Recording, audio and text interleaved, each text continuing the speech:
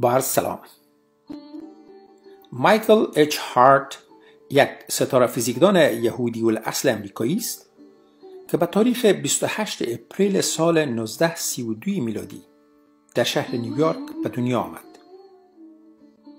وی دکترای خویش را در استروفیزیکس از پوانتون پرینستون به دست آورد. این محقق معاصر آمریکایی در زمینه‌های متعدد مانند ریاضیات، ستاره شناسی، کامپیوتر، فیزیک و حقوق تحصیل کرده است. مایکل هارت در سال 1978 میلادی کتاب به نام رتبه‌بندی 100 تأثیرگذارترین شخصیت‌های تاریخ بشریت را نگاشته و نام حضرت محمد را در صدر لیست و در مقام اول قرار داده است. مایکل هارت درباره انتخاب نام حضرت محمد به عنوان تأثیرگذارترین شخصیت در تاریخ بشر میگوید: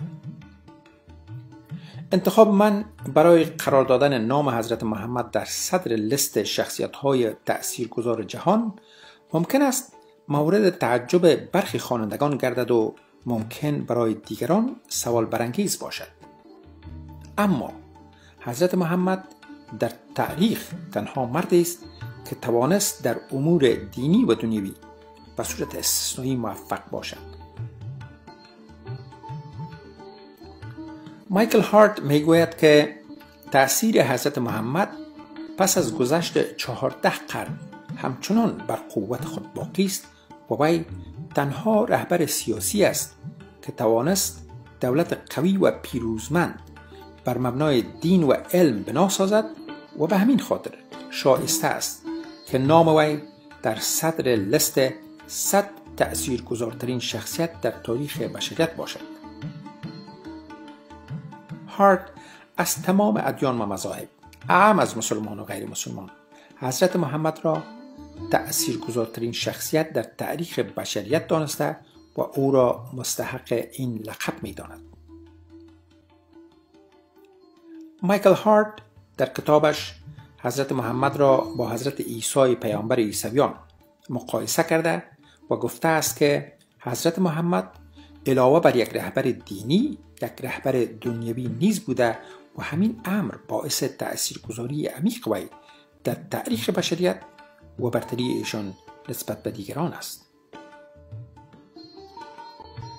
نویسنده این بحث را از لحاظ علمی، سیاسی و اجتماعی بررسی کرده و تحت تأثیر دین، مذهب، شهرت و غیره قرار نگرفته است، بلکه هدفش در کتاب فقط معرفی کردن تأثیرگذارترین شخصیت در تاریخ می باشد. به این معنا که هر انسانی که به زندگی پیامبر اسلام نگاه بی‌طرفانه، واقع بینانه و علمی بیاندازد، به این نتیجه می رسد که او بهترین اسوه و رول مدل است. کتاب 100 تأثیرگذارترین شخصیت تاریخ بشر به تیراژ وسیع چاپ و به بیشتر از 15 لسان زنده دنیا ترجمه گردیده است.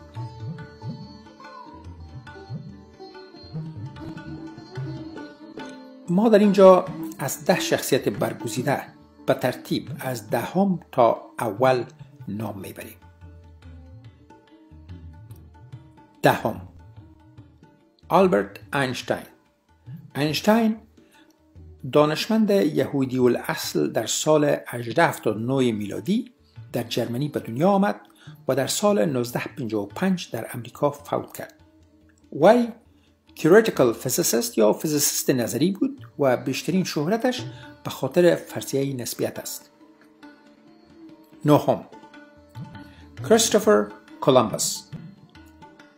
در سال 1451 تولد و در سال 1506 میلادی فوت کرد. وی در ایتالیا چشم جهان گشود و در اسپانیا فوت و در آنجا دفن شد. کولومبوس سیاح، دریانورد و کاشف قاره امریکا و استعمارگری بود که 4 سفر به دور اقیانوس اطلس انجام داد که باب استعمار قاره امریکا یا دنیای جدید و اشغال دائمی آن را برای اروپایان باز کرد. هشتم، یوهان گوتنبرگ. در در سال 1400 میلادی در آلمان تولد و در سال 1468 در همانجا وفات کرد.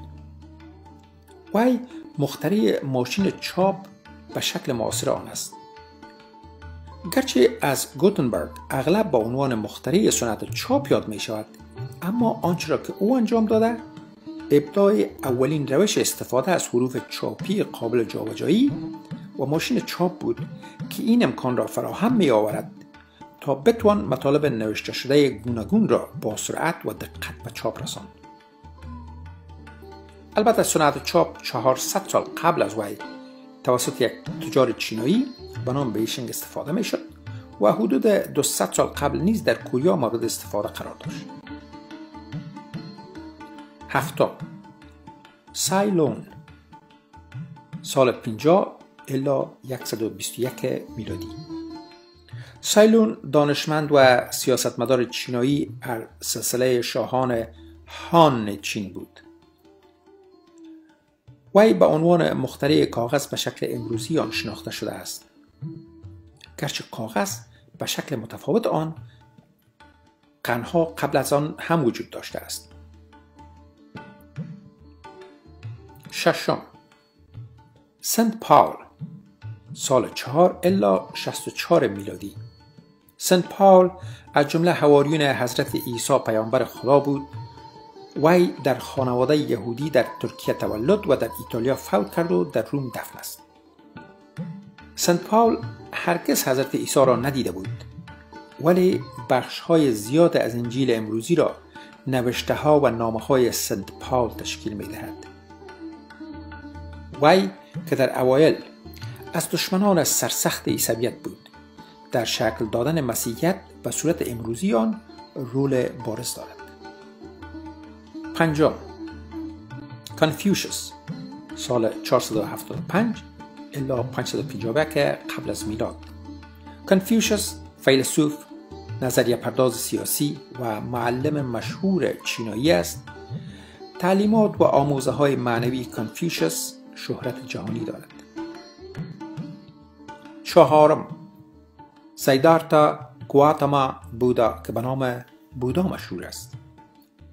سال 483 در نیپال تولد و در سال 563 قبل از میلاد در هند جهان را به درود گفت.